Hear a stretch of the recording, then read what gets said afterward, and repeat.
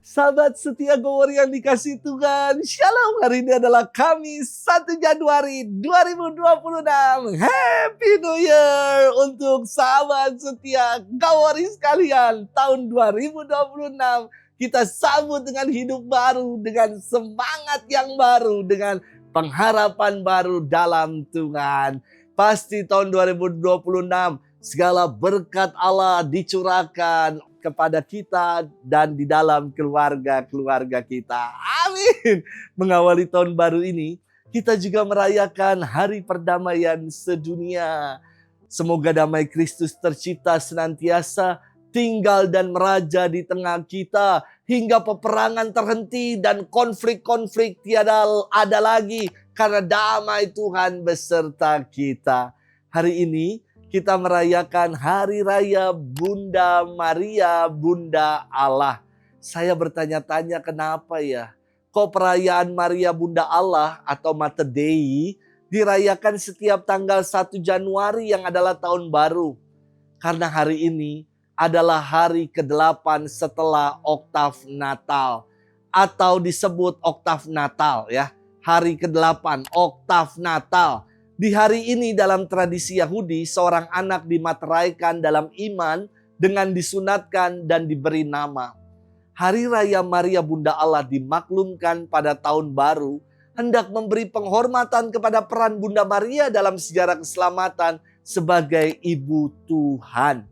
Dogma Maria Bunda Allah merupakan dogma pertama yang diajarkan gereja sejak Konsil Efesus pada tahun 431. Keibuan ilahi, divine motherhood, dalam bahasa Yunani disebut Theotokos atau birth giver of God, yang melahirkan Allah. Dogma ini dikeluarkan untuk melawan bid'ah Nestorian yang mengajarkan bahwa dalam diri Yesus ada dua kodrat yang terpisah, yakni Yesus yang insani dan Yesus yang ilahi. Implikasi dari pandangan ini, kaum Nestorian menolak gelar Bunda Maria sebagai Bunda Allah dan menyebut Maria hanya sebagai Bunda Kristus atau disebut Christotokos. Bunda Maria diberi gelar sebagai Bunda Allah karena Yesus adalah Allah yang menjadi manusia. Ia sungguh Bunda Yesus yang insani sekaligus yang ilahi. Kita akan merenungkan firman Tuhan yang diambil dari Injil Lukas 2 ayat 16 sampai dengan 21. Kita siapkan hati kita. Haleluya, haleluya, haleluya.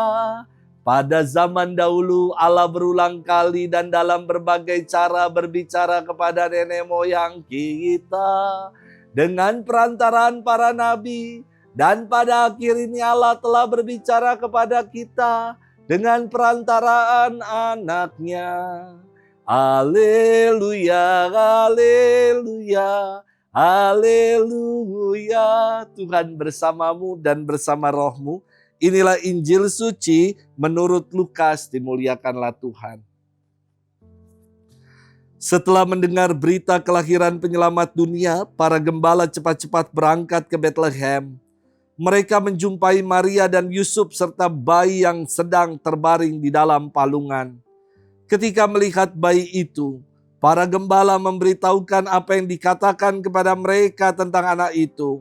Semua orang yang mendengarnya heran tentang apa yang dikatakan gembala-gembala itu. Tetapi Maria menyimpan semua hal itu di dalam hati dan merenungkannya. Kemudian kembalilah gembala-gembala itu sambil memuji dan memuliakan Allah karena segala sesuatu yang mereka dengar dan mereka lihat, semuanya sesuai dengan apa yang dikatakan kepada mereka. Ketika genap 8 hari dan ia harus disunatkan, ia diberi nama Yesus, yaitu nama yang disebut oleh malaikat sebelum ia dikandung ibunya. Demikianlah sabda Tuhan, terpujilah Kristus. Sahabat setia Gowor yang dikasih Tuhan, Shalom. Bapak Suci Paus Leo ke-14 di Hari Perdamaian Sedunia mengeluarkan pesan dengan tema menuju perdamaian yang bebas dan bebas senjata. Bapa Suci mengajak umat manusia untuk menolak logika kekerasan dan perang. Untuk mau merangkul sesama menuju perdamaian sejati yang didasarkan pada kasih dan keadilan.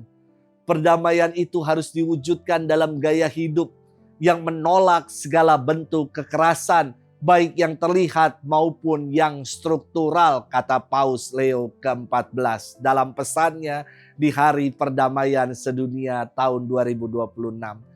Sahabat setia Gower yang dikasihi Tuhan, dalam firman hari ini kita melihat para gembala yang aktif untuk menjadi aktor-aktor perdamaian. Mendengar kabar gembira yang disampaikan oleh malaikat Tuhan, para gembala bergegas ke Bethlehem. Mereka memberitahukan kabar gembira yang didengar dari malaikat kepada Bunda Maria dan Santo Yusuf. Para gembala yang disebut sebagai orang-orang Anawim, yakni kelompok pinggiran, pribadi sederhana, wong cilik atau orang kecil, namun menjadi juru pembawa pesan perdamaian, kabar sukacita kepada keluarga kudus. Maka kita pun dipanggil untuk menjadi pembawa-pembawa damai dimanapun kita berada.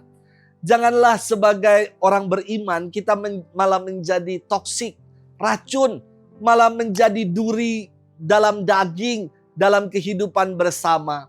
Saatnya kita mau berbenah diri. Mumpung masih di awal tahun baru ini, mari kita mau menjadi pribadi yang semakin lebih baik lagi. Selamat bermenung, Happy New Year, selamat tahun baru buat kita. Tuhan berkati kita semua, Bapa, Putra, Roh Kudus. Amin.